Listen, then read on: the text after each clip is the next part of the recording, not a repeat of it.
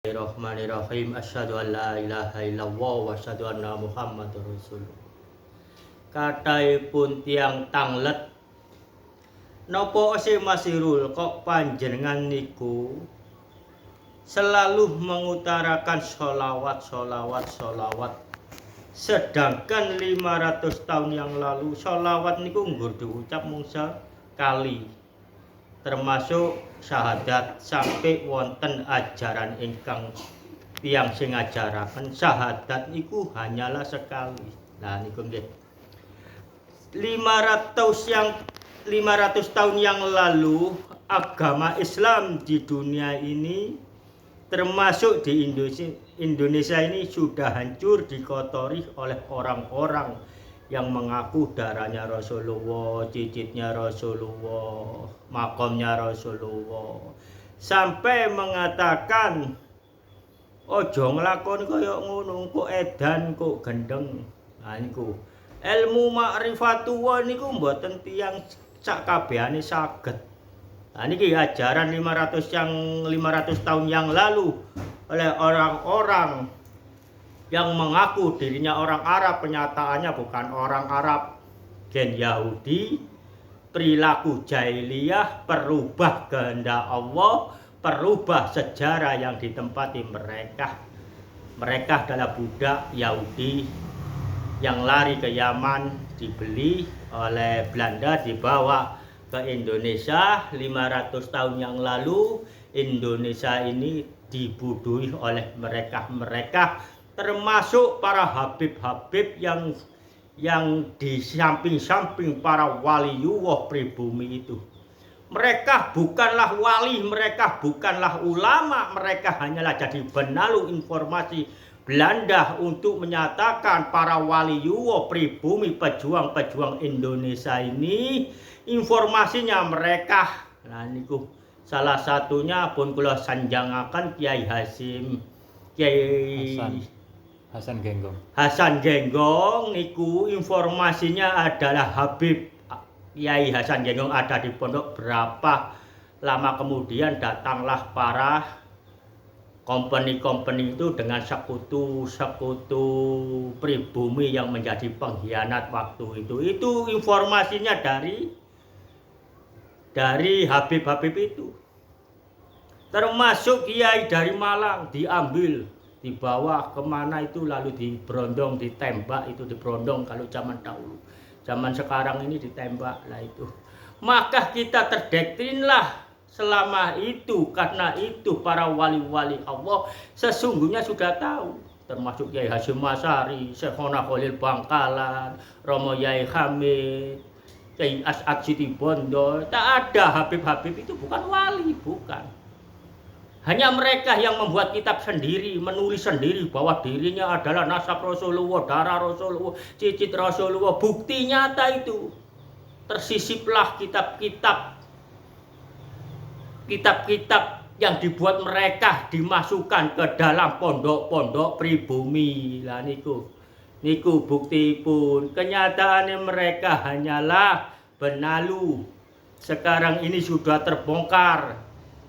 500 tahun yang lalu di zaman Belanda, Utsman bin Yahya gembosi, memprovokatori, ngelawan ke pemerintahan Belanda haram.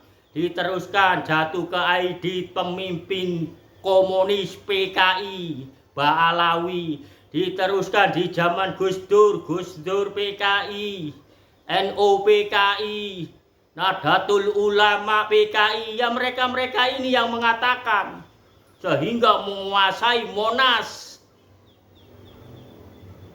Sejarah Monas menika patokanipun Indonesia kemerdekaan dikuasai mengatasnamakan mereka dengan memperalat pribumi sehingga Monas ada sejarah 212. Kenyataanipun mereka hanyalah ingin menguasai Indonesia.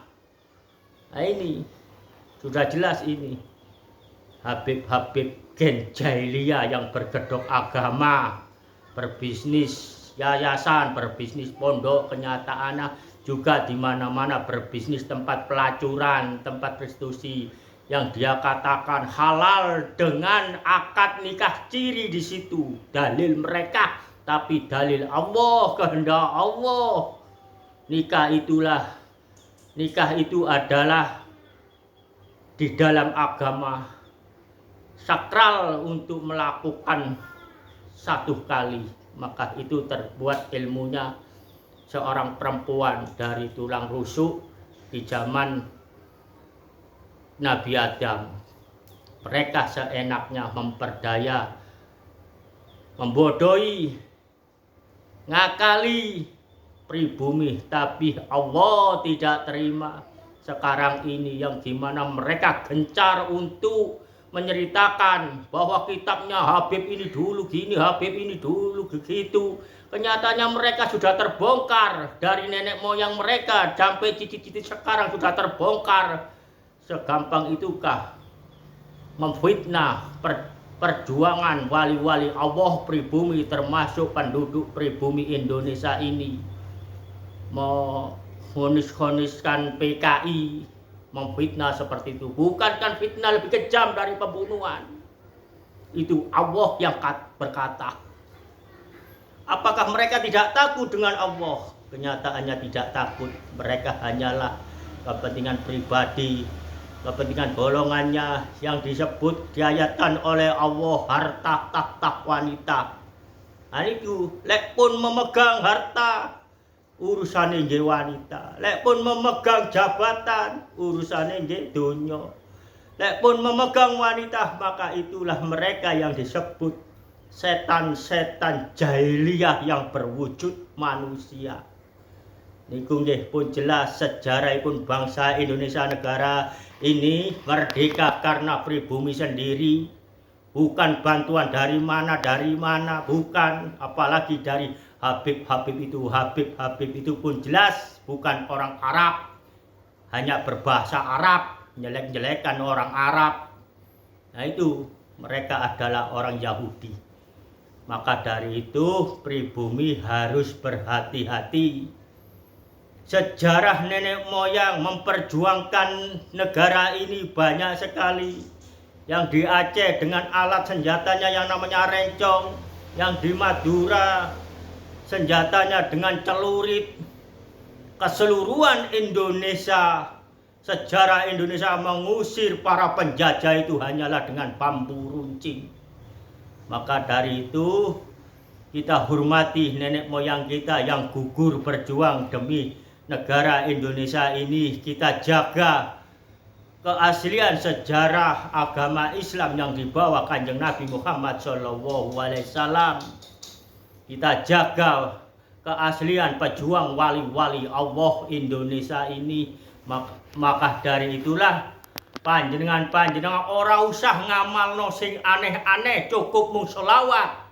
Maka nanti kalian akan diberitahu oleh Allah sendiri manakah yang haknya Allah, manakah yang kebatilan laknat tua yang disejarahkan oleh Allah. Sesungguhnya di negara-negara lain ini termasuk Indonesia ini, bersolawatlah, maka kalian akan diberitahu sejarah yang asli, bukan yang direkayasa oleh mereka-mereka yang tak bertanggung jawab.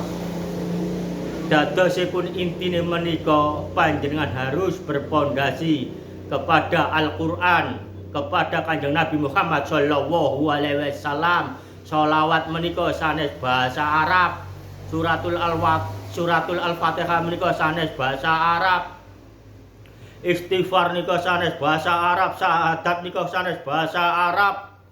Yang ada di dalam Al-Qur'an itu sanes bahasa Arab, termasuk Al-Qur'an bukan bahasa Arab, namun itu bahasa Allah. Maka menika kita mung sekedar maca, mangke panjenengan piyambak akan diberitahu oleh Allah jawab-jawaban napa sing ten lebete Al-Qur'an menika, termasuk Kanjeng Nabi Muhammad sallallahu alaihi wasallam menika pun jelas.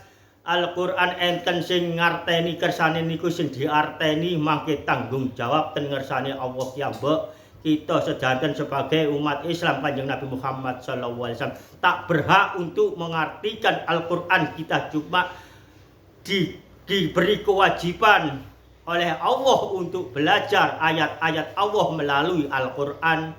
Cukup sementara. Assalamualaikum warahmatullahi wabarakatuh.